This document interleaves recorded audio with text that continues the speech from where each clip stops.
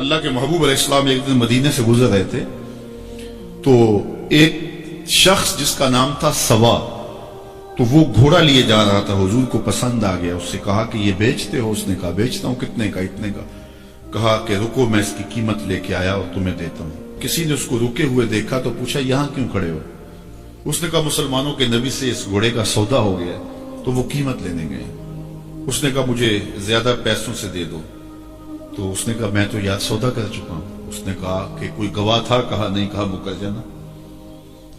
اس کو پیسوں کی لالچ آ گئی، اس نے کہا ٹھیک ہے حضور، اتنے میں قیمت لے کے پہنچ گئے۔ تو اس نے کہا میں نے تو آپ سے سودا کوئی نہیں کیا۔ حضور نے کہا ابھی تو سودا ہوا ہے۔ وہ کہنے لگا میں نے سودا کوئی نہیں کیا۔ لوگ بھی اکٹھے ہونے لگے، ہجوم بن گیا۔ اب حضور کہے میں نے گھوڑا خریدا ہے، وہ کہے میں نے بیچا نہیں۔ اب جب لوگوں کا ہجوم بنا تو لوگوں کے ہجوم کا بھی ایک پریشر ہوتا ہے۔ تو اس نے کہا کہ اگر بات لوگوں پہ چلی گئی تو صادق بھی یہ ہیں، امین بھی یہ ہیں، تو لوگ تو انہیں سچا کہیں گے۔ اس نے کہا اچھا مجھے یہ بتائیں کہ جب دو آدمیوں کے مابین یوں نزاع بن جائے تو اس میں تصفیہ کی صورت کیا ہوتی ہے آپ کی شریعت میں؟ تو حضور نے فرمایا میری شریعت تو کہتی ہے کہ جو مدعی ہے وہ گواہ لائے، والیمین علی من انکر، جو انکار کرتا ہے وہ قسم دے دے۔ اس نے کہا پھر ٹھیک ہے، آپ کا دعویٰ ہے کہ آپ نے گھوڑا خریدا ہے تو پھر آپ گواہ دیں، اور اگر آپ کے پاس گواہ نہیں ہے تو پھر میں قسم دے دیتا ہوں۔ جھوٹ اس نے پہلے بول لیا تھا، قسم دینا اس کے لیے مشکل نہیں تھا، اس کو یہ بھی پتا تھا گواہ کوئی نہیں۔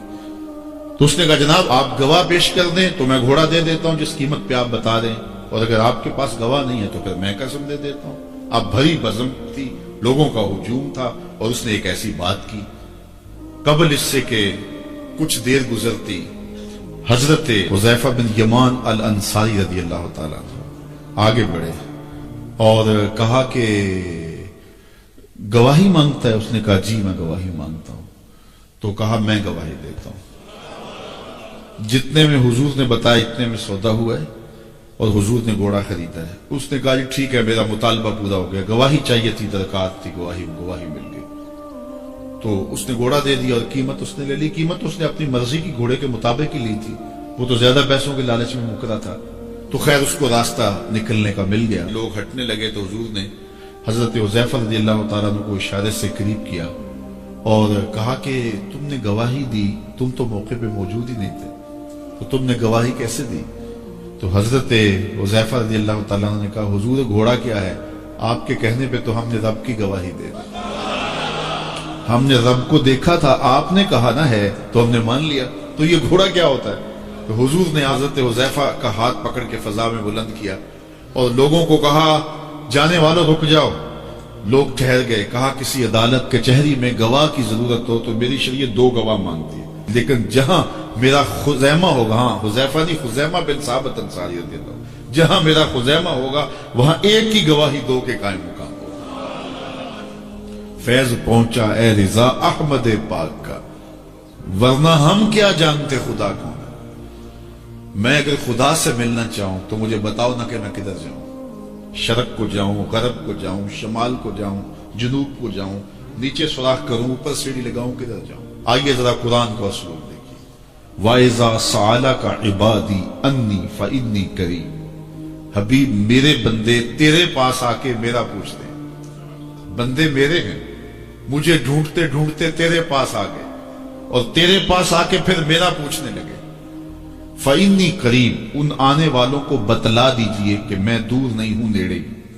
فا تاقیبیہ کے بعد علماء تفسیر نے لکھا کہ کل مقدر ہے، یہاں کل ماننا پڑے گا۔ فَإِنِّي قریب اے فَقُلْ إِنِّي قریب، ان کو کہہ دیجئے کہ وہ دور نہیں، آگے ہو تو مل جائے گا۔ یہ ہے ترجمہ کل کے مقدر ماننے سے۔ لیکن صوفیہ فرماتے ہیں کل کو مقدر ماننے کی ضرورت ہی کیا ہے، بات ہی سیدھی ہے۔ حبیب میرے بندے مجھے ڈھونڈتے ڈھونڈتے تیرے تک آ گئے، تو محبوب جب تیرے تک آ گئے میں پھر بھی دور ہوں۔ میرے بندے جب مجھے ڈھونڈتے ڈھونڈتے تیرے تک جو آ گئے تو محبوب تیرے تک آ گئے ہیں تو میرے تک آ گئے۔ یہ تیرے پاس آ کے پھر میرا پوچھ رہے ہیں، جو تیرے پاس آ گئے وہ میرے پاس آ گئے، چونکہ تیرے تک پہنچنا ہی تو میرے تک پہنچنا ہے۔ تو کہا اگر خدا تک پہنچنا ہے تو مصطفیٰ تک جانا ہوگا، بس یہی راستہ خدا تک پہنچ